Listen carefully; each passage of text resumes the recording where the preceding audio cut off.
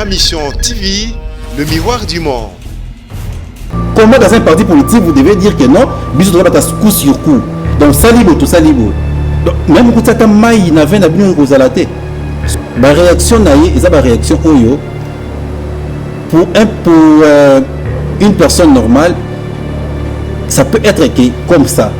Comment au fini papa nangai na otika yote na quoi c'est la réaction. Mais tata Mokonzi Kabila azalaki entouré na batu oyo bazalaki malamu te. Batu oyo banokoli population na komba tata Mokonzi Kabila.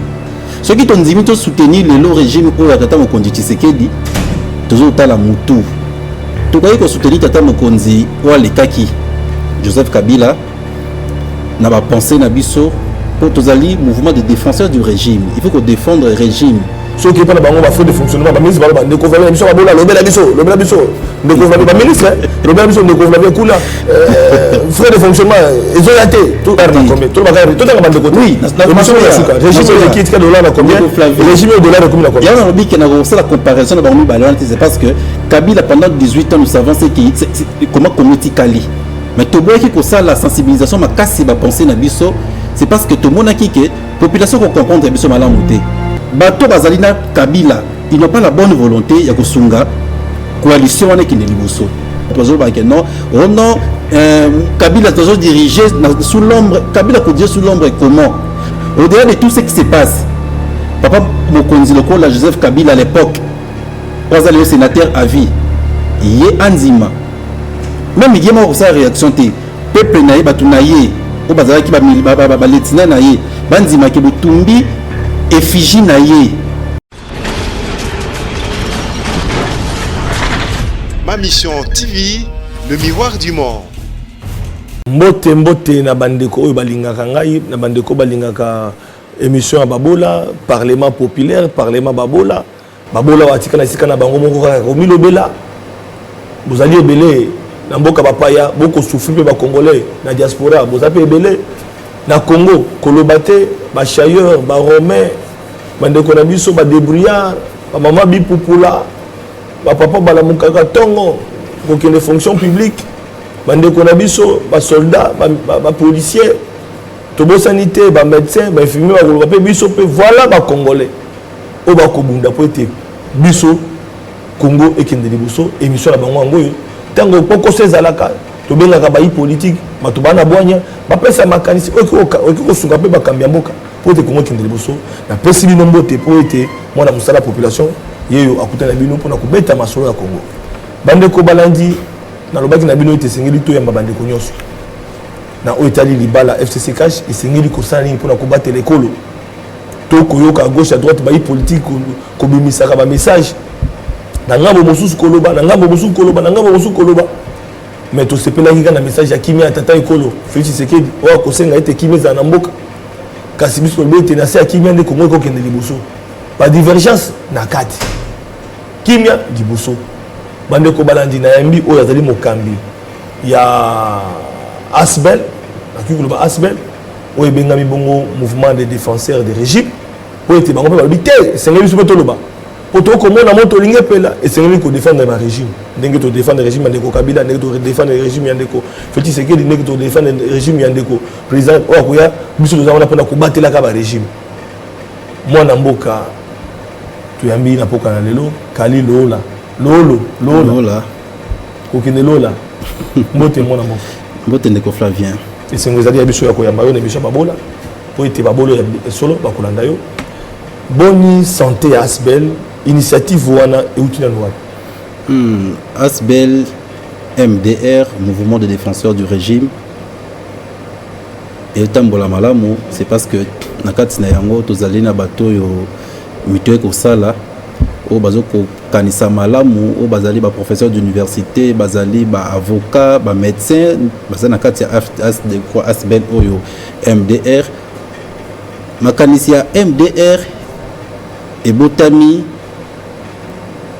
na mois de décembre oyo yutiko sila ya 2018 et Botama qui comment tozala ki na makanisi wana déjà ko sala mouvement oyo ko soutenir régime n'importe quel régime oyo ko ya to soutenir yango na voilà mais pourquoi so ezalaki pas na biso ezalaki parce que biso tozali bato bazali na kati ya peuple peuple oyo ozana babola voilà oyo population peuple oyo enyokwami mingi peuple oyo ezalaki na posa ya état de droit ya solo oyo ezalaki na posa ya kimia penza ya solo tokaki kosoutenir tata mokonzi oyo alekaki Joseph Kabila na bapensée na biso po tozali mouvement de défenseurs du régime il faut qu'on défendre le régime mais tomonaki kosoutenir tata mokonzi Kabila na ye moko moto azalaki na makanisi malamu na ye moko moto okosoutenir ye engai kende malamu mais tata mokonzi Kabila azalaki entouré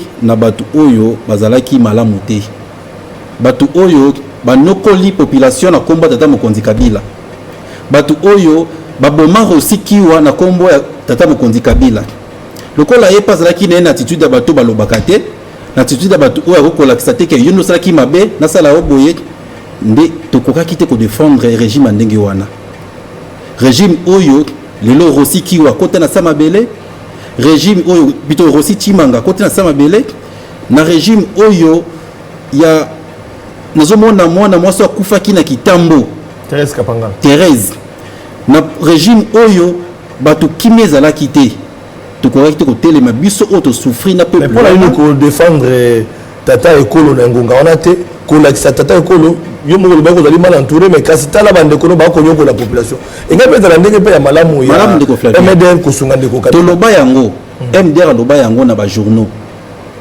mais toboyaki kosala sensibilisation makasi bapense na biso c'est parce que tomonaki ke population kocomprendre biso malamu te population kokanisa ete tozali elongo na bato oyo bazoboma bango elongo na bato bazokosala lelo oyo bazali esika moko na bango oyo babundisaka mpe bango parce que c'est vrai que ba ete ndeko Kabila régime wana ebundisamaki mpe na révolution ya baparti ya opposition lokola lelo tozwi tata ekolo mosusu Félix Tshisekedi aza mpe oyo babundisaka régime wana mais na cadre ya kimia basali libala oyo tokobenga coalition oyo bavandi sikoyo MDR boza kosoutenir ndeko Félix Tshisekedi oyo asangani na bandeko oyo oza ko réclamer oyo oza ko talisa ate na tango kala banyokolaka population mais abaze sika moko boko soutenir ndeko Félix Tshisekedi pour nani voilà eza motuna malamu ndeko Flavien ezala na ndako bato batalaka mutu nana zo décider na ndako c'est papa nda zo ko décider opesa mitindo na ndako soki tonzimi to soutenir lelo régime oyo atata mokonzi Tshisekedi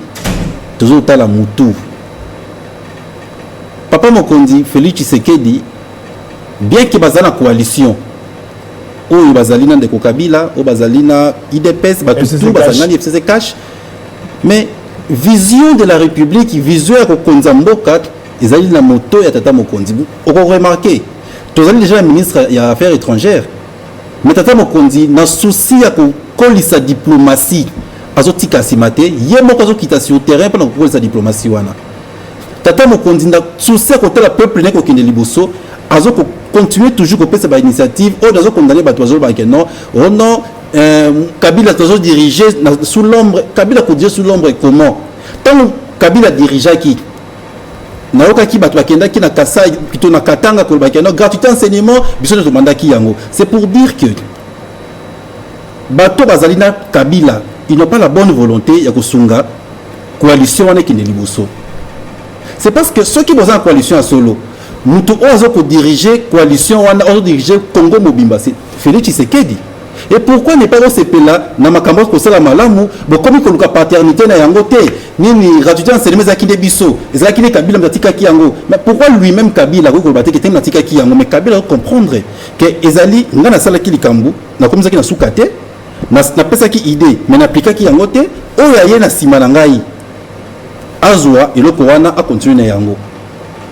Félix si seulement si Kabila mtabanda ki yango, donc c'est Félix aye ko pesa yango dose moko boye ko pesa yango réalisation dans le cadre de la coalition récite ils allaient partager na bango nyonso na FCC cash ils allaient récite kaka ne ko Félix sécurité ndenge bande ko musuba ko talisa que sont des moutons gratuité ils allaient Félix babité ils allaient libala FCC cash ils allaient Félix Tshisekedi de mon côté soki ba ko bandenge wana ils allaient libala Félix Tshisekedi de mon côté mais pourquoi parce que ba côté ba croque à jambe na gestion Félix mais le fait déjà problème il y a gratuité enseignement besoin de paternité dans pourquoi mais une espèce de c'est que bayebi keza libala oyo bango balingi yango te na bolinga mboka na kozala na motema munene ya tata mokonzi Félix Tshisekedi malgré tout ce que bango bakoloba oyebi ndeko Flavien tolandi bato ebele oyo bazolobela makambo ya libala o FCC cash biso tozali na katikati lokola ba défenseur ya régime. Voilà. C'est parce que tu n'as pas bazali na kati ya régime voilà tokoloba ko moto yango na ye koleka na émission na yo pona kosunga mote kufa MDR ko kanisa voilà MDR souci na ezali nini omoni tango bozo ba libala l'autre camp oyo tata mokonzi ya mboka Félix Tshisekedi oyo tozobenga béton azali na motema wana ya munene ya kosunga coalition ezala vraiment malamu au-delà de tout ce qui se passe papa mokonzi lokola Joseph Kabila à l'époque azali au sénateur à vie yé anzima même il y a moi sa réaction té peuple naïe batu naïe o bazala ki ba letina naïe banzima ke butumbi effigie naïe et puis vandi kimia tout le monde a béré rouge té o ba kenaï ko za former ceux qui na Uganda. Tout le monde a balabala te. Et pourquoi tant que le qu'on n'est pas béton Félix Tshisekedi Fachi il y a beaucoup de qualité il y a père de la nation la qualité il y a l'homme qui cherche la paix à Sengi Kimia même acte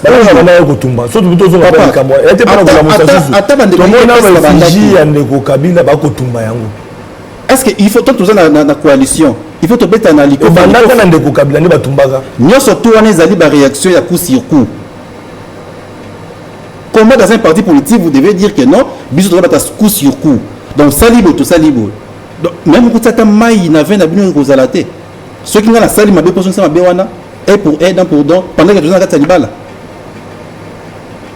et tant que ça liango réaction c'est qui normal il y a des IDPS mais le col mokonzi ya mboka est-ce la réaction normale ya bande kwa IDPS okolo ba baninga ite bokoye ko la ko katsa ngambo ibale na rage IDPS naza pour bango totalement te et pourtant to moni tata ekolo kuna alobi na ngage wana te ya talisi bolinga mboka na bomoko ndiko Flavien ya on lobaki que est-ce que surtout dans les responsable na libala ata likambo ezali oteni na ngage kino boko katsa na balabala boko katsa ibale tata mokonzi ya mboka Félix Tshisekedi na lobaki yango malamu aza moto aza motema munene. Donc c'est pas mal entouré. Ndeko Kabila peut reprocher à mal entouré. Ndeko Félix Tshisekedi pas mal entouré. Et comment a gagné? Voilà, nazo ko koma wana. Ndeko mokonzi mboka Félix Tshisekedi azali motema munene. Azali moto azo supporter ba beti. Azo ndire balé. Et balé au moins ceux qui m'a souwa côté dindi na balé. Au moins na bimisi sous tout est et côté et balé meli yango. C'est ça être Félix Tshisekedi. Salito tout bokoboka ni balé azondima bo finga e azondima bato a perdre balé ka ba finga azondima bo rappeler que non azana volonté Kabila azondima papa vous pensez que Félix Tshisekedi a cause à pouvoir pour la volonté mutumako c'est pour l'entourage alors pour l'entourage réaction voilà entourage voilà nazo on est condamné ka ngamba FCC on a condamné bango na état donné bon mouvement c'est pas un défenseur la lingi na mona peu partialité na yo na ngambo mosusu kuna olobi ba ki négatif ya entourage ya oyo accompagner qui régime ndeko Kabila ce qu'on dépend de Félix na ngi pour ba faiblesse on dit ko accompagner pour permettre en plein exercice et ça le ndeko Kabila peut-être a ko regretter mais Félix ayeba ko bongisa oui problème il y a des partis politiques qui n'ont pas biso ils ont problème il y a leadership j'ai compris une chose que bah on va être responsable des partis politiques bazo koko makapaza capable de ya ça la recyclage ya membres na bango et pas ces là qu'ils ont problème il y a IDPS ces il y a mokonza IDPS Kabundi ba réaction naie ils ont ba réaction oyo pour une personne normale, ça peut être comme ça. Comment au fingi papa nangai na otika yote na quoi c'est la réaction. Problème ya Kabundi zawana. Au fingi Tshisekedi akotika yote quoi c'est la réaction parce que tout ce que Kabundi aujourd'hui, c'est Félix Tshisekedi. Et au fingi ya otika là tenter quoi c'est la réaction. Mais de l'autre côté, ceux qui condamné bango mingi, c'est parce que bazo kanisa ke bazali na autonomie ya kosala tout ce qu'ils veulent. Ce qui Kabouna qui m'a dit que beaucoup de sa main, c'est par rapport à la gestion de l'autre fois. alors on a rappelé bon cas qu'il y a bon gérer qui m'a bé. Alors évitez, vous êtes là juste parce que biso ton dimi tous en abino. De même, bio bon dimi tous à qui profite Libala FCC Cash. À qui profite Libala FCC Cash? Parce que tous allons qui n'a tendance mibale. Vous avez mis sur Babola. Babola ba kolanda, c'est pas comprendre. Tous allons tendance mibale. Tous allons la coalition, to cohabitation. Coalition, oh lelo, to ko benga Libala FCC Cash. Et ça veut dire que to sangara, to tonga, to kabola. Yango moni ba kaboli sur le pourcentage FCC Cash, ba ministre, ba mandataire et ainsi de suite. Mais ceux qui vont qui est la cohabitation, kuna ingaki ezala, oyo azali majorité parlementaire d'ako gérer. Ingaki ezala, ndeko Kabila FCC a gérer primature, ba ministère nyoso yemoko. Ok, na Sénat, dengue mo ba gagner ki wana, ok, na ba gouverneur partout. Alors, yebisanga yi, to ngato za na mokonza mboka oyo a gérer na été a régner kaka. Donc on a tout le monde en Allemagne. Donc tout le monde a mon compte en boka, il y a tambola, gestion mboka za maboko il y a premier ministre. Alors en ce moment-là, est-ce que Félix Tshisekedi a bénéficié? Tout peut qu'on demande ko Kabila, ko fungula motema ba ki na coalition. Ndeko Félix Tshisekedi peut na bandeko ba ba mena atura ba ko dondwa. Pour ceux qui ne Kabila na kanga robinet place wana atika bango place wana, mais même pas tout la ministre même Makamudou comme vice-président de l'Assemblée nationale. Yebisanga Libala FCC Cash. Bah qui ils ont profité dans des conflits qui dit na ngomba nae tu peux profiter dans des Kabila na ngomba nae na Libala wa exact question malamu mutuna vraiment malamu oyebi biso zali na ngambo ya peuple toujours défendre le régime mais en étant dans quatre peuple voilà peuple a souffrance à peuple oyo azana ngo sikoyo nazo beloko moko oyebi coalition oyo FCC Cash soki tata mokonzi mboka Félix Tshisekedi azalaki totalement lâche. Donc on peut comprendre que il y a un bénéfice total ya FCC coalition oyo. Pourquoi? Gratuité enseignement oyo ba parents belé ozaki na possibilité de autant que ça mon la tête il y a l'effectivité. Donc comment on dit pour la gratuité enseignement voilà. Mais ce qui est dans le parlement maintenant va voter qui pour majorité d'aller 300 et quelques députés à FCC. Bah on va voter qui pour la proposition. Ça va bloquer les capitaux. Le Flavien, il n'était obligé que de le faire. Bah obligé de député. Oui, il était obligé de le faire. D'abord par rapport à conscience na bango moko. D'accord. C'est pour dire qu'il y a un par rapport à conscience na bango. Il faut que la majorité dans le parlement plus de 300. Donc bah loi nyonso les autres qui ne bénéfice d'aller à bisonyos. Mais c'est parce que bah dit que peuple wana za libanda. Loi bako sala oyo parce que vous êtes majoritaire FCC. Bon ça la loi aux alliés avantagée pour le peuple bino botelemi yango et biso tozana tozo kotala bino nous avons l'œil sur ces parlements là projet aux alliés malamu autant me connaissant la poste mboka ils allaient avancer et yo député parce que tu as du FCC pour vous êtes majoritaire obité et les caté mais tu auras le peuple derrière toi peuple on a souffert les lots à ces peu la bête m'a pour la gratuité enseignement yo obité toute la majorité tu voter loi wanate. Il y a un bénéfice là je pense que ceux qui IDPS toi qui des cash à sa majorité dans parlementaire à minorité donc attends na mibeko malamu balwa malamu engel écarté donc il fallait que bande ko c'est pas accompagner bango pour les cas quelque part bénéfice d'aller plein de c'était pour accompagner bango de Flavien il y a un lobby que il y a problème de conscience les lois en boka conscience pourquoi c'est parce que le pays est dirigé par quelqu'un qui est très conscient de ce qu'il fait. Quelqu'un qui vient dans souffrance à peuple wana oyo akota na kati ya gaz. Je me souviens encore en septembre 2016 tata mokonza kota na kati ya gaz wana amona comment répression zalaki na mboka et ayebi valeur à peuple wana accompagner qui ayebi valeur à peuple wana de conflit c'est que lelo a ko gérer na libala FCC Cash dollar eza ko mata gratuité ya solo mais dollar eza ko mata ba fonctionnaire salaire rano ninganité bande ko lelo ba OK na ba ministre ba nomesika so qui pas na bango ba frais de fonctionnement ba ministre ba de ko faire biso ba bola lobela biso de ko faire ba ministre lobela biso de ko faire kuna frais de fonctionnement ezolaté donc tala mboka na zo gérer siko dollar ko matana de ko Félix Tshisekedi na de ko Kabila ko makala 168 cité otoko kindi siko to ki ko lobandenge ni ebi mokonza mboka za na volonté malamu souci à diriger mboka oyo pour que social peuple soit vraiment stable. Le dollar est comment ça?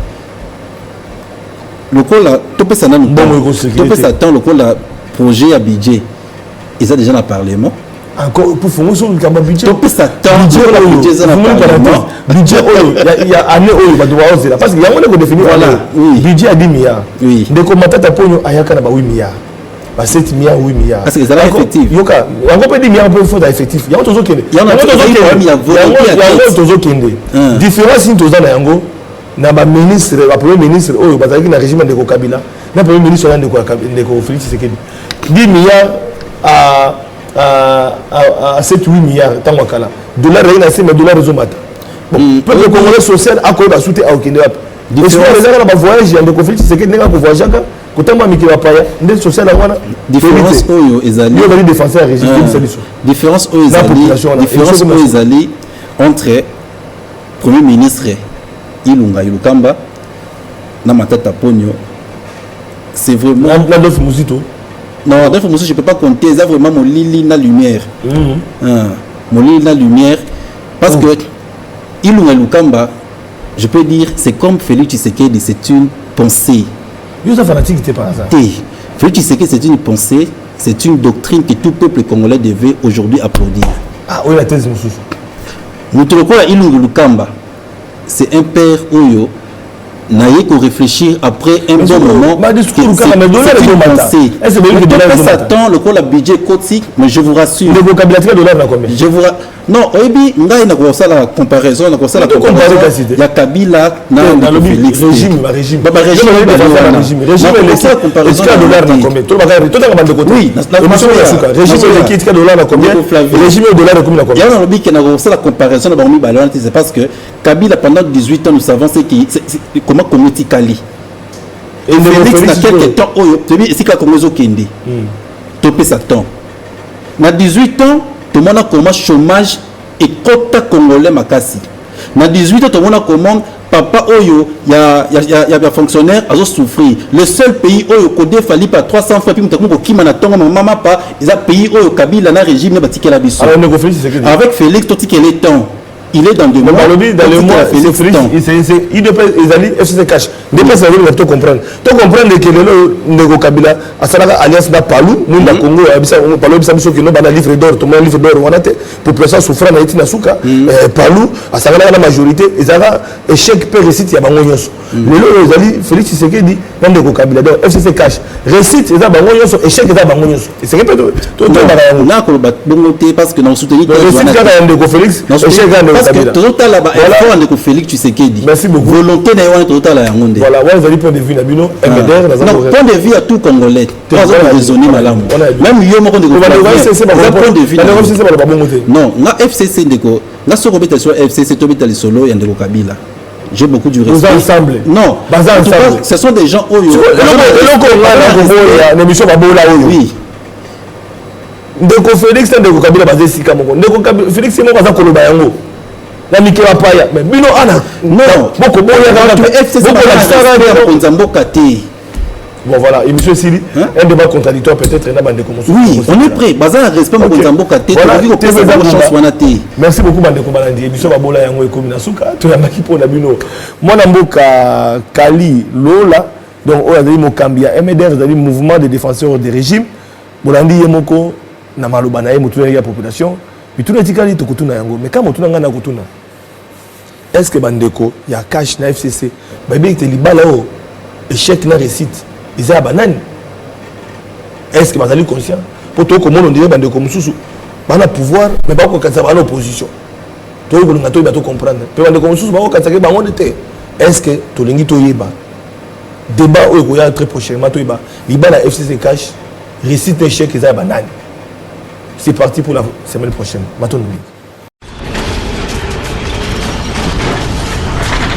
Ma mission TV, le miroir du monde.